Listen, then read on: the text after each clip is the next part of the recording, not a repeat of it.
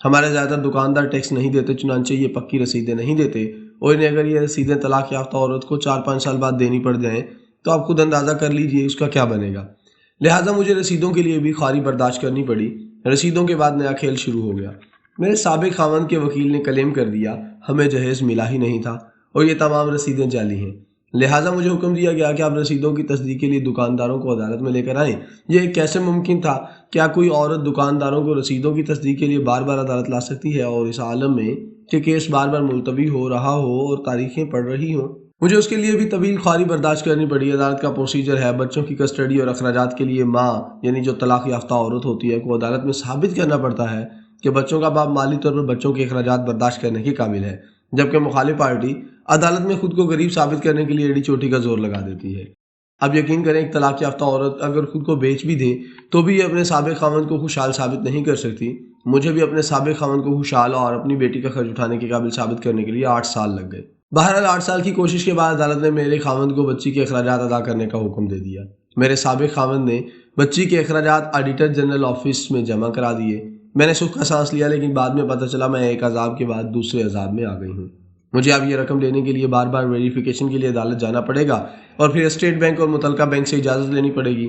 میں نے یہ بھی کیا اور اس عمل میں خواری بھی ہوتی تھی، رشوت بھی دینی پڑتی تھی اور ہر ماہ 15 دن بھی ضائع ہو جاتے تھے۔ یوں یہ رقم آدھی رہ جاتی تھی اور میں اس سارے عمل میں خرچ ہو کر رہ گئی۔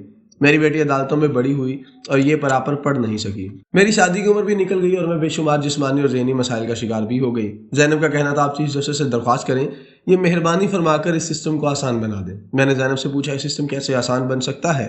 اس کا کہنا تھا چیف جسٹس جہیز کی رقم کی حد طے کر دیں، طلاق کے بعد یہ رقم ہر صورت عورت کو ملے گی اور کوئی عدالت اور کوئی وکیل اس حد کے لیے کوئی رسید کوئی کاغذ نہیں مانگے گا۔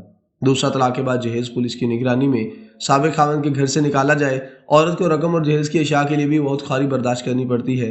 یہ سسٹم بھی آسان بنا دیا جائے۔ بچوں کے اخراجات کا تعین عورت کے بجائے FBR اور نادرا سے کروایا جائے۔ FBR باپ کے اثاثوں کا تخمینہ لگائے، اس کے آفس سے پے سلپ منگوائے اور 15 دن کے اندر یہ تخمینہ عدالت میں بھجوا دے۔ عورت کو اس سے بری ذمہ قرار دے دیا جائے۔ خدا را ایک طلاق یافتہ ماں کو اس کی خواری سے بچائیں۔ یہ کیسے ثابت کرے گی اس کے سابق خاوند کے اثاثے کتنے ہیں، یا یہ بچوں کی ذمہ داری اٹھا سکتا ہے یا نہیں؟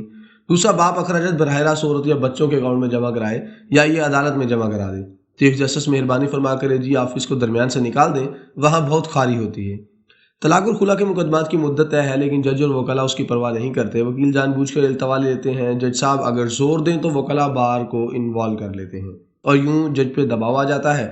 چیف جسٹس طلاق اور خلا کے مقدمات کی مدت 80 طے کر دیں اور ججوں کو پابند بنا دیں کہ اگر انہوں نے اس مدت میں فیصلہ نہ کیا تو ان کی پروموشن نہیں ہوگی۔ چیف جسٹس ایک ہی بار پورے ملک میں آئلی مقدمات کی فہرست بھی تیار کرا لیں اور پھر جج صاحبان سے پوچھیں یہ مقدمات اتنے سالوں بلکہ دہائیوں سے کیوں زیر التوا ہیں، اور پھر اس کے بعد اگلے 6 ماہ میں مقدمات کے فیصلوں کا حکم جاری کر دیں تاکہ دکھی عورتیں سکھ کا سانس لے سکیں۔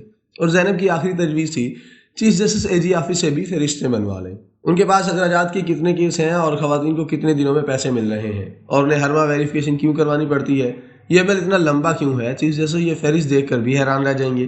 زینب کی کہانی میں ان 2.25 کروڑ خواتین کے دکھ اور تکلیفیں ہیں جو ملک میں طلاق کے عمل سے گزری ہیں اور ان کی زندگی پہلے سے زیادہ مشکل اور تکلیف دہ ہو گئی۔